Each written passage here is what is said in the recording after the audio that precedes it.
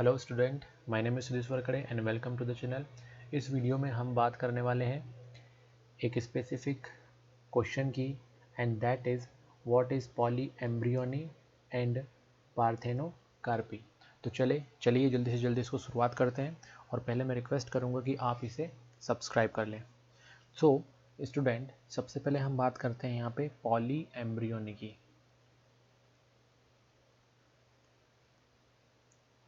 तो poly embryony basically हम बोलते किसको हैं? तो इसका सिंपल सा मतलब होगा कि जब किसी भी एक सीड में क्या हो, सीड में एम्ब्रियो का नंबर क्या हो, ज़्यादा, और कितना, मोर देन 1 एम्ब्रियो। तो अगर किसी सीड में एक से ज़्यादा एम्ब्रियो अगर हमको मिलते हैं तो इसे हम क्या बोलेंगे? Poly embryony. तो सिंपल यहाँ पे समझ में आ रहा, पॉली दैट मीन्स कि बहुत सारे क्या हो, एम्ब्रियो हो, उसे हम बोलते हैं पॉली एम्ब्रियोनी। तो पॉली एम्ब्रियोनी बेसिकली होता क्यों है ये? तो इसका सिंपल सा रीज़न है कि जो एम्ब्रियो है, क्या होता है जब एम्ब्रियो बनता है, एम्ब्रियो बेसिकली फर्टिलाइजेशन के बाद बनेगा, मेल और फीमेल गेमेट जब हम मिलेंगे तो देन उसके बाद क्या बनेगा? एम्ब्रियो बनेगा। और जब ये एम्ब्रियो क्या हो जाता है, क्लीव हो जाता है, ओके, दैट मीन्स यहाँ पे ये टूट जाता है। तो जो एम्ब्रियो है वो डिवाइड होगा और अलग अलग हो जाएगा। तो उस केसेस में बहुत सारे एम्ब्रियो एक ही जगह पे आ जाएंगे, और उससे क्या होगा, एम्ब्रियो के नंबर्स बढ़ जाएंगे, जिसको हम क्या बोलेंगे? Poly embryony.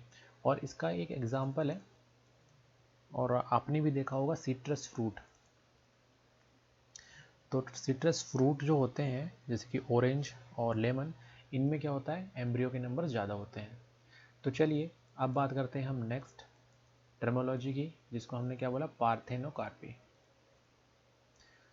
तो स्टूडेंट्स, ये क्या होता है उसको हम चलिए देखते हैं। पार्थेनोकार्पी का मतलब होता है कि सीडलेस फ्रूट।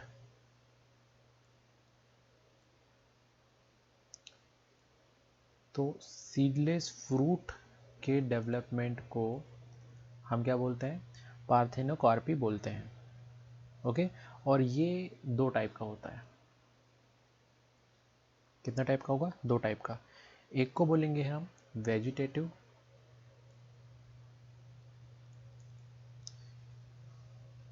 और दूसरे को बोलेंगे हम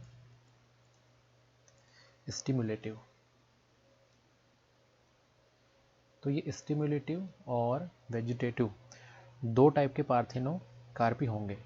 अगर हम बात करते हैं वेजिटेटिव पार्थेनोकार्पी की, तो वेजिटेटिव पार्थेनोकार्पी में विदाउट स्टिमुलस, मतलब सीडलेस फ्रूट, मतलब बिना सीड वाला जो फ्रूट है वो बिना किसी स्टिमुलस के क्या हो सकता है?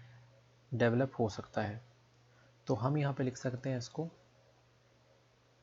विदाउट स्टिमुलस, और without stimulus that means pollination. Stimulus क्या होगा यहाँ पे? पॉलिनेशन। तो यहाँ पे पॉलिनेशन की भी ज़रूरत नहीं पड़ेगी, और कोई पॉलिनेशन नहीं होगा, और जो फ्रूट है वो डेवलप हो जाएगा। और इस टाइप के जो प्रोसेस होती है उसको हम बोलते हैं वेजिटेटिव पार्थेनोकार्पी। वही स्टिमुलस पार्थेनोकार्पी में हमको यहाँ पे कुछ स्टिमुलस की ज़रूरत पड़ती है, जैसे कि पॉलिनेशन। तो स्टूडेंट्स, यहाँ पे एक और चीज़ ध्यान में रखना है कि पॉलिनेशन तो यहाँ पे हो रहा है, बट यहाँ पे क्या नहीं होगा? फर्टिलाइजेशन नहीं होगा। तो इसको हम लिख सकते हैं कि पॉलिनेशन रिक्वायर्ड, बट यहाँ पे फर्टिलाइजेशन की एक्चुअल प्रोसेस जो है उसकी ज़रूरत नहीं है। तो नो नीड ऑफ फर्टिलाइजेशन,